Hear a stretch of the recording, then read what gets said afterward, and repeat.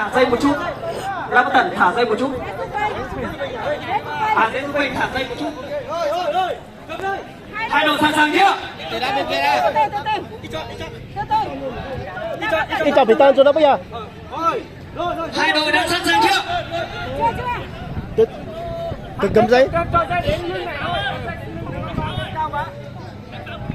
Thấp thấp nha, thấp thấp một tí. Hai đội đã sẵn sàng chưa? Rồi lên dây. Được chưa? Được. Bắt đầu.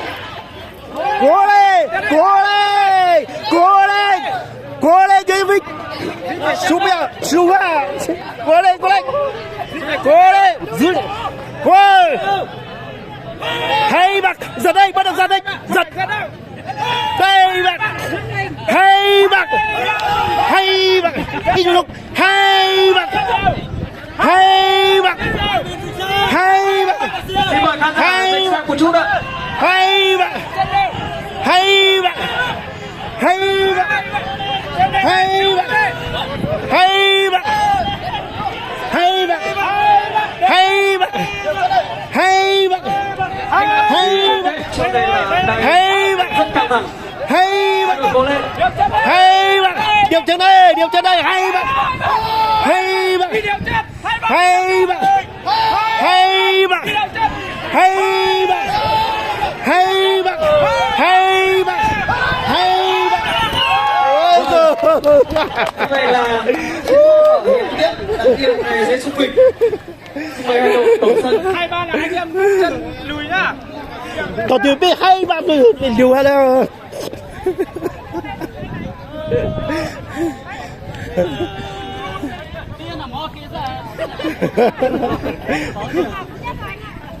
Tóm lại là đập Phú Ly đúng không?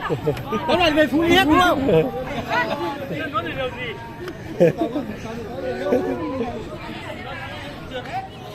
Bạn rơi, bạn ngủ luôn, tao có đấy bạn rơi. Khoảng cách đều nhau, trọng tâm lùi lại con nhá. mình tính toán nhân đi cho tao nó.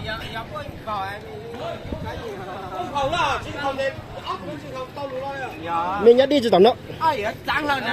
Chứ vô ra. Cho tao nó anh nữa. Nhất đi cho tao nó. Nhớ chờ chứ. Chờ vừa vương của tao hả? Nhớ tao nó, đứng đây. Nhớ tao nó thôi.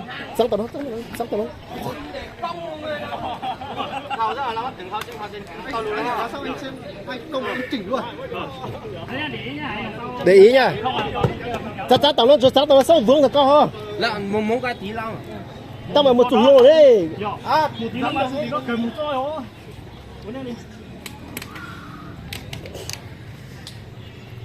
Các vận động viên của hai đội chúng ta Chắc tí tao chứ thôi. Chắc tí tao.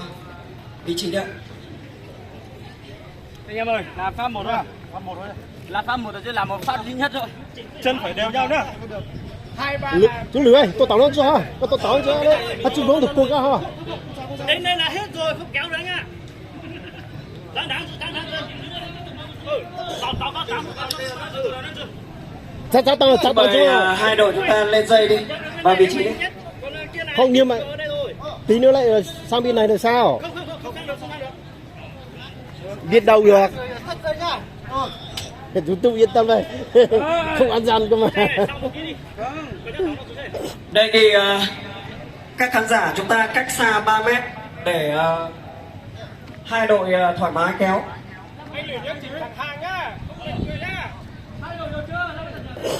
Cầm giấy đây, tôi Nhả một chút, nhả dây một chút. dây thấp một chút. Hai đội sẵn sàng chưa?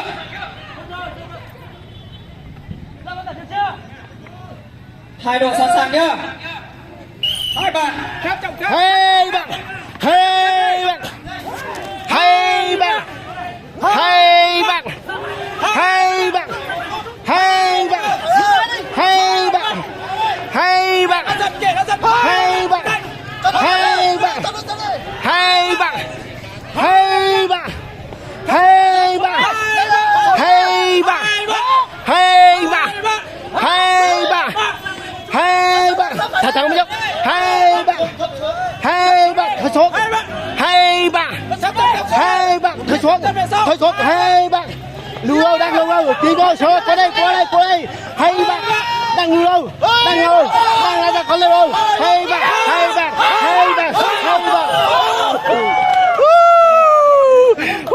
Chúc mừng nha, chúc mừng. Ban tổ chức sẽ thông báo Chúc mừng. giải nhất thuộc về xã Xê Xúc Vịnh, giải nhì thuộc về xã La Văn Tần và giải ba thuộc về xã Lam Trải và Xin chúc mừng anh. Cảm ơn chú. giải tư thuộc về xã Trấn Đạo. Cảm ơn chúng ta nhé. Bây giờ cả liền rồi.